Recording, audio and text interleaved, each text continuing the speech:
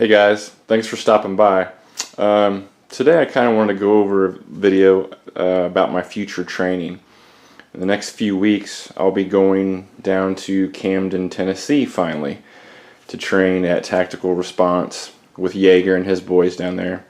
I'm looking forward to it quite a bit. I'm taking a fighting rifle class and I kind of just wanted to go over all the stuff that's needed that I'll be bringing with me and just really how much is involved here when it comes to training. Since this is my first training class, I'm all very new to this. I'm still looking forward to it, and I'm kind of discovering that you need a lot of stuff if you're going to go train. So the first thing was, since I'm taking a fighting rifle class, I pretty much have to decide, which rifle I want to train with. If I take one, if I take both, whatever I feel more comfortable with. And originally I'd kind of planned on taking both rifles. I've done a couple of quick vids before on showing you my fighting rifles that I have. Here's just the Romanian 1063 AK-47, and more newly acquired was the Colt AR-15, the LE6920.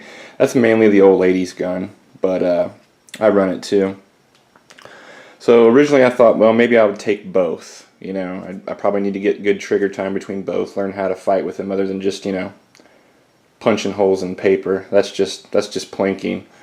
But the more I thought about it, the more I decided that, well, I'll be leaving town for a few days, and I thought I don't want to leave the lady, inadequately armed, and since that's primarily her gun, I figured I would leave that there with her. And to be honest, most of my life, whenever it comes to running long guns, I've always usually ran an AK. I just like it better. I like the round better. I'm more familiar with it, and to be honest, I have more fun whenever I'm shooting an AK as opposed to AR. Now, having said that, I do acknowledge that, obviously, this is a lot nicer rifle. It's definitely more expensive, better craftsmanship, but I guess that's probably goes across the board if you're going to compare a American-made AR to a military parts kit AK-47. But regardless, this one runs great. I've had nothing but success with it, and I just enjoy shooting it better, so that's the one I'm going to take. So when going through Tactical Response's website, and they have a list of what you're going to need, what they suggest you might want to take with you, and that kind of stuff, one of the things is obviously you're going to need an ammunition. You're going to need a lot of it. They recommend or mandate that for whatever rifle that you choose to bring, that you're going to need at least 1,500 rounds of ammo. So in here, smartly taken out of each individual case and a cardboard box, I've got 1,500 rounds of 7.62 by 39. And luckily I didn't really have to go out and buy any just for this class. I had a few thousand rounds saved up, so it just was a little tedious taking it all out of its packets and dumping it in these ammo cans. And I got to tell you, to be honest, you really don't know, at least me, can't really appreciate how much 15 rounds of rifle ammo is until you take each 20 round box, open them and dump them into this thing, and then you have to carry these things. So along with that, something that I'll get to in a moment is you got to take a good, a fighting handgun as your sidearm, and they recommend 250 rounds. So I just kind of taken that out of each individual carriers and dumped it in the cardboard boxes here, as you can see. As far as actual ammo counts, they suggest 1,500 rounds of rifle, but I'm taking about 1,800 rounds if you include what's in the ammo boxes, plus what's in the mags that's in my chest rig, which I'll get to in a moment. And same goes for handgun ammo.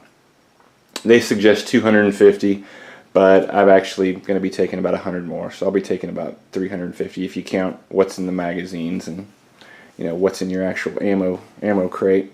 So since we decided and narrowed it down to what rifle I'm going to bring, we probably should move on, and I'll show you what chest rig and what sidearm I'm going to use. Be back in 1 minute. I'm going to clear this stuff out of the way for you. Okay, so now that we've decided what rifle I'm going to take and how much ammo you need for each sidearm and rifle, pretty much got to decide which handgun to take. Well, ever since I finally got the XS Big Dots on there for the Smith & Wesson M&P full size 9, and I got me an inside the waistband holster from Nate Squared, which is my preferred method of carry. I obviously need to take the gun that I feel most comfortable with carrying and the one that I carry most often. So this is going to be the handgun I choose for my sidearm when I go train down there. Aside from this holster, I also am going to bring an outside the waistband holster, a Kydex. And this one is from Forest City Tactical. It's really nice. This will be primarily my training holster. I figured I kind of wanted to bring both and run both because I wanted to be able to feel what it's like when actually training to use an inside and outside. And besides that, if you've ever run any kind of chest rig, drawing from an inside the waistband is kind of a pain in the ass. So I'll probably be primarily running this, even though in real life I carry this. I don't know, I'll break it up. I'll try to break it up. One day use outside, one day use the inside. That way I can get a good feel for it. Well, so now that we've established what handgun I'm going to use, I'm going to want to bring a chest rig for my AK. And this one is one I've had for, I don't know, maybe a year and a half. And this is the US Palm Attack Rack. It's a chest rig, specifically for the AK series rifles. And what's good about it, it holds plenty of mags. As you can see here, I've got 4 right up front, and it also has a zippered compartment back here. If you want, you can keep like paperwork and documents, but it also has 3 extra pouches for 3 more. Now, if anyone's carried any AK magazines for an extended period of time, you know it gets really goddamn heavy.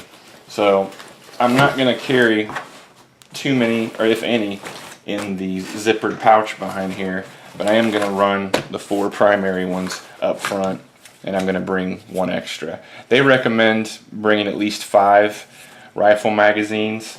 I'm going to bring 6. Of course, 1's in the gun, 4 up front, and I'll probably just throw this in the range bag or maybe put it back there in the pocket.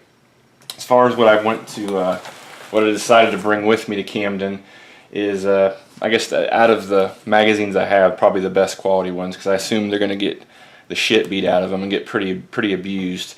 So I'm bringing 2 of my Circle 10 Bulgarians, probably the best AK mags in the world. I'm going to bring 2 more Bulgarians. These are the smooth side. These don't have the metal reinforced locking lugs, unfortunately, but they do have the feed lips that are reinforced. So it's not a perfect mag, but I guess we'll find out how good they really are.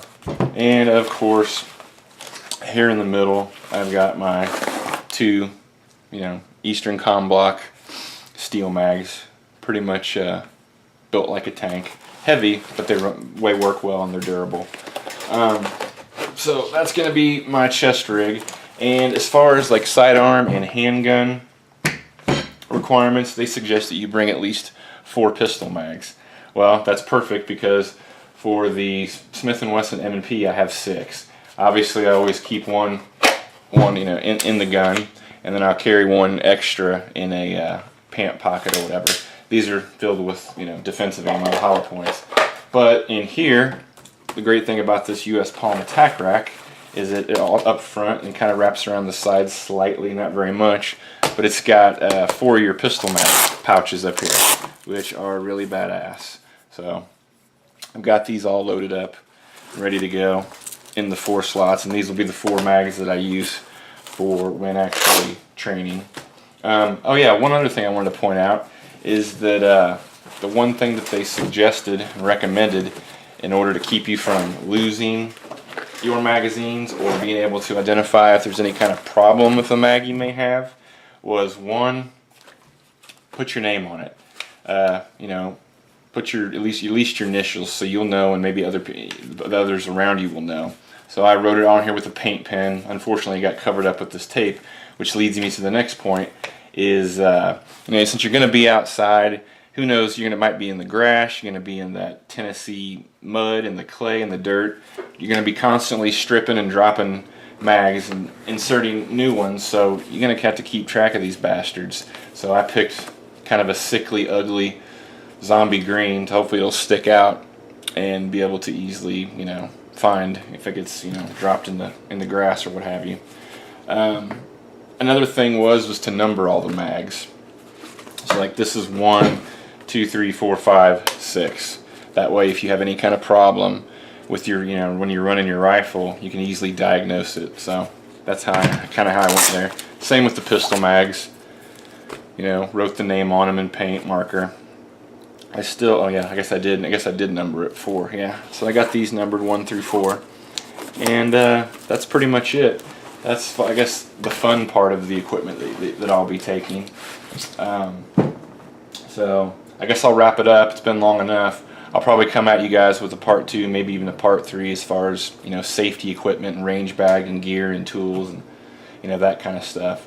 But this is just pretty much a I guess a preliminary look of what I'm going to bring and what I plan to run.